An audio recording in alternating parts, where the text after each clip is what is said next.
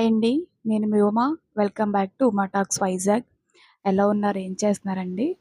I hope మీరందరూ కూడా బాగున్నారనైతే మనస్ఫూర్తిగా కోరుకుంటున్నాను. ముందుగా అందరికీ కూడా దసరా నవరాత్రి శుభాకాంక్షలండి. మనకి ఈ 9 రోజులు కూడా అమ్మవారికి ఒక్కొక్క రోజు ఒక నైవేద్యం అనేది సమర్పించుకుంటాము. ఒక్కరోజైతే ఇలా చింతపండు పులిహోర అయితే అమ్మవారికి సమర్పించుకుంటామండి. నేను ఎలా చేస్తున్నానో ఏంటో అదే విధంగా చేసైతే ఒకసారి అమ్మవారికి పెట్టండి. మనకి ఏదైనా గుడికి వెళ్ళేటప్పుడు మనకి ప్రసాదం పులిహోర పెడుతూ ఉంటారు కదా! మనకి ఎంతో రుచిగా ఉంటుంది అలా పెట్టింది. అదే టేస్ట్‌తో మన ఇంట్లో తయారు చేసుకోవచ్చు. ఇక్కడైతే నేను రైస్ కుక్ చేసుకుంటున్నాను. రైస్ కుక్ చేసేటప్పుడే నేను అందులో పచ్చిశనగపప్పు కూడా వేసేస్తానండి.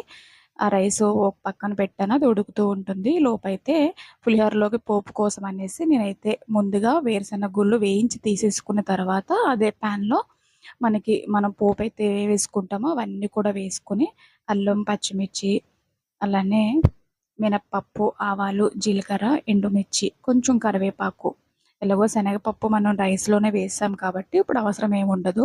అలానే పులిహోరకి కంపల్సరీ ఇంగు వేసుకుంటే టేస్ట్ బావుంటుందండి. అలాగే ఇంగు వేసిన తర్వాత కొంచెం పసుపు వేసి ఒకసారి కలుపుకోవాలి. ఇది హై ఫ్లేమ్‌లో కాకుండా స్లో పెట్టుకొని అలాగా మనం వేయించుకుంటే అవన్నీ కూడా ఈవెన్‌గా వేగుతాయన్నమాట. లేదంటే మాడే స్మెల్లొస్తుంది. నెక్స్ట్ అక్కడ పోపనేది వేగుతూ ఉంటుంది. ఇక్కడైతే నేను రైస్ అంతా కూడా కుక్ చేసేసుకున్నానండి. రైస్ ఎప్పుడు కూడా మనకి వేడిగా ఉండేటప్పుడు మనం పులిహోరకి అదంతా కలుపుకోకూడదు. ఎందుకంటే మరీ మెత్తగా అయిపోతుంది రైస్ అయితే.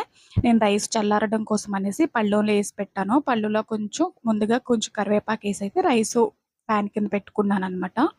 రైసు వేడిగా ఉండేటప్పుడు అలాగ కరివేపాకేసుకుంటే ఆ ఫ్లేవర్ అనేది రైస్‌కి పడుతుంది. ఇక్కడైతే పోపంతా కూడా మనకి వేగిపోయిందండి. ఆ పోపునైతే వేరే గిన్నెలోకి షిఫ్ట్ చేసుకున్న తర్వాత అదే ప్యాన్‌లో నేనైతే ముందుగా కొంచెం పెద్ద నిమ్మకాయ సైజ్ అంతా చింతపండు నానపెట్టుకున్నాను. దాన్ని ఈ విధంగా గుజ్జులా తీసుకొనైతే మనకి చింతపండు పులుసనేది రెడీ చేసుకుంటున్నా అనమాట. ఈ చింతపండు పులుసు ఇలా గుజ్జు తీసేటప్పుడు మరీ అంత వాటరీగా చేసుకోనవసరం లేదండి. అలా వాటరీగా ఎక్కువ చేసేసుకుంటే మనకి ఉడకడానికి ఎక్కువ టైం పడుతుంది. అందుకోసం అనేసి కొంచెం చిక్కగానే తీసుకోవాలి.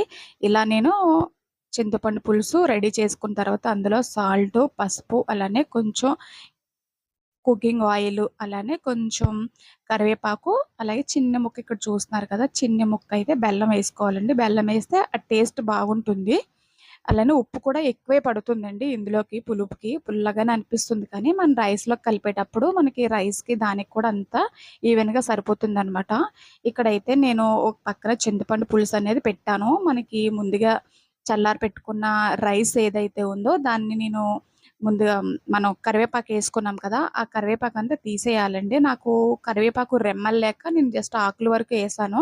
రెమ్మలేసుకుంటే మనకి సింపుల్‌గా తీసేసుకోవడానికి అవుతుంది. నేనిక్కడ ఆకులేసాను కాబట్టి మొత్తం ఆకులన్నీ తీసేసిన తర్వాత మనం ముందుగా వేయించి పెట్టుకున్న పోపు ఏదైతే ఉందో అది కూడా ఈ రైస్‌లో వేసుకొని ఒకసారి కలుపుకున్న తర్వాత మనకి చింతపండు గుజ్జుని చూస్తున్నారు కదా! దగ్గర పడిపోయింది.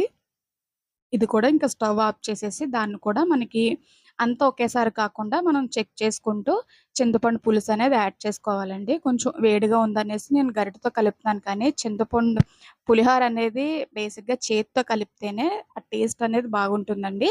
ఇక్కడైతే నేను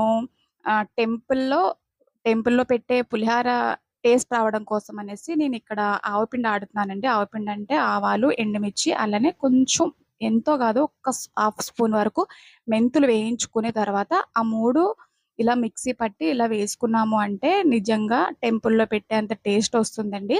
లాస్ట్‌గా ఇంకా మనం ముందుగా పల్లీలు ఏవైతే వేయించి పక్కన పెట్టుకున్నామో అవి కూడా వేసేసుకొని లాస్ట్‌గా ఫైనల్‌గా కలిపేసుకుంటే మనకి టెంపుల్‌లో పెట్టే టేస్టీతో పులిహోర అనేది మన ఇంట్లోనే తయారు చేసుకోవచ్చండి.